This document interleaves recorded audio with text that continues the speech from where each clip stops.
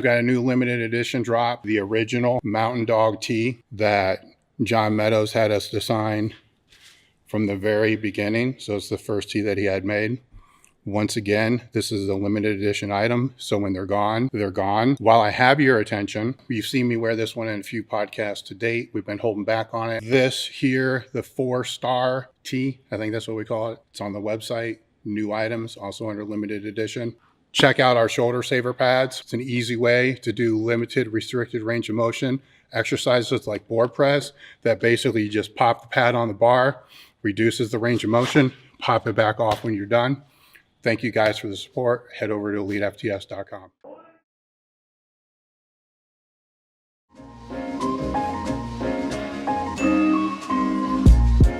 Well, hello, I'm Dr. Todd Lee. I am an IFBB pro bodybuilder and a medical doctor, and I want to cover one of my favorite exercises for middle delts. You probably want bigger delts. I would say middle delts are the most important muscle for men to have, to look bigger, to have a wider, you can't control how tall you are, but you can control how wide you are. Middle delts is that. And a lot of people struggle with this because they end up getting a lot of anterior delt. So I'm going to show you how I do middle delts. This is one of my two favorite exercises for middle delts. First, I use a wrist cuff. Now, you can create better activation if you squeeze something, even though you're using the wrist cuff. So we're going to grab this right here, elitefts, and you go really light. What I want to do is I want to get a good stretch on that middle delt. This is one of the only ways to stretch the middle, to work the middle delt in the stretch position. If you use dumbbells, you're working against gravity, and so there's no tension down here because gravity is going straight down. With this, the cable creates our line of force. So we could adjust this up a little bit. There you go. And that is completely 90 degrees, creating maximal tension here at the bottom and almost no tension at the top. Because as we know, the muscles are stronger in the stretch position than at this position. Also, normally, to really get the middle delt, we have to bend over a little bit with a dumbbell.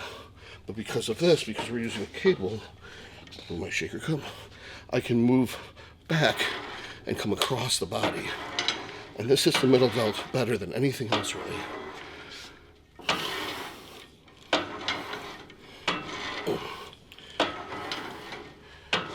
Notice the tempo. I usually pick my song selection based off of what I'm doing.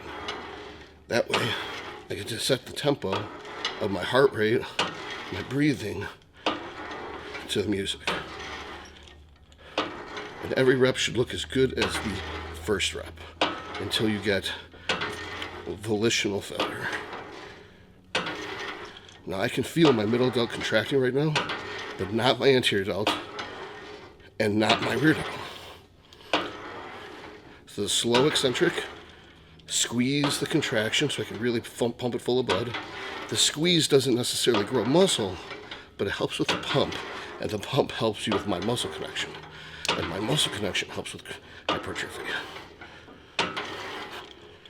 And I don't have to worry about a loaded stretch and pausing here because I've angled the machine just right to put maximal tension at the bottom. Now, if I wanted to hit rear delt, I can turn my hand like this, bend over a little bit, and get just the rear delt. So one way to do this is go to absolute failure with the middle delt and then switch to the rear delt. And you'll still get some middle delt activation. And then you can try to go back. It's kind of like rest pause for the middle delt. But during that rest period, you're working your middle delt.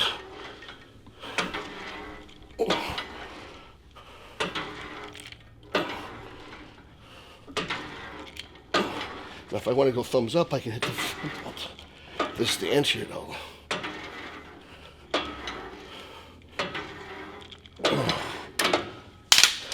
And they are very cooked.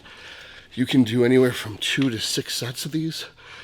Often you want to hit these 3 to 4 times a week, maybe every 48 hours.